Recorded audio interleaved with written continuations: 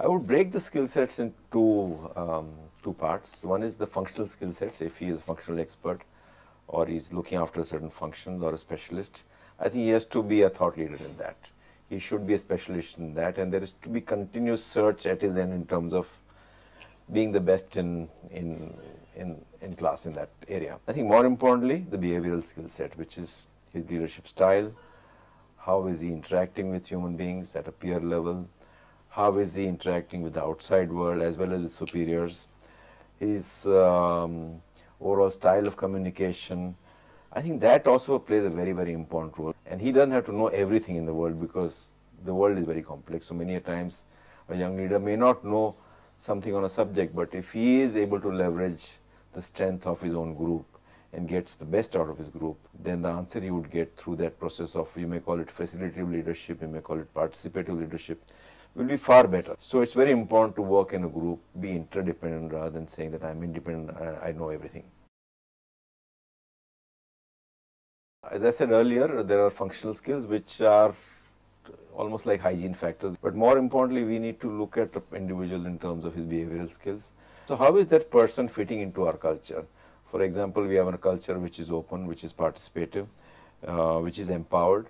So a person would want to, who we would interview, we would want him to be open and also participative and should be able to work independently on his own. And finally, I think if we have to grow, we have in an empowered organization, risk-taking is important. There is a certain aversion to risk-taking at a young age because there's a fear that if that risk doesn't work out, then it'll be a negative on my biodata. So I think we need to take individuals who are willing to take that risk even at a young age. First of all, I would say that it is not based on, shall I say, qualifications.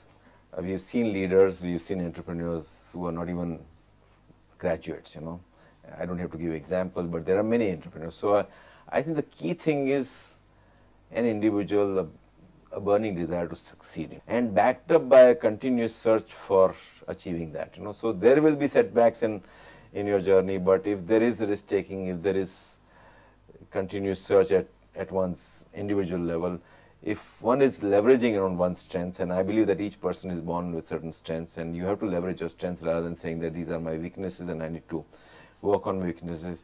If you leverage on your strengths, if you are innovative, if you are continuously searching for results, and if you have a high goal, it is a matter of time you'll succeed. There will be setbacks, but you have to learn to deal with setbacks and actually look at it positively. So I'm sure that if youth takes this attitude, we will have many, many more young leaders who would actually fuel overall growth in the country.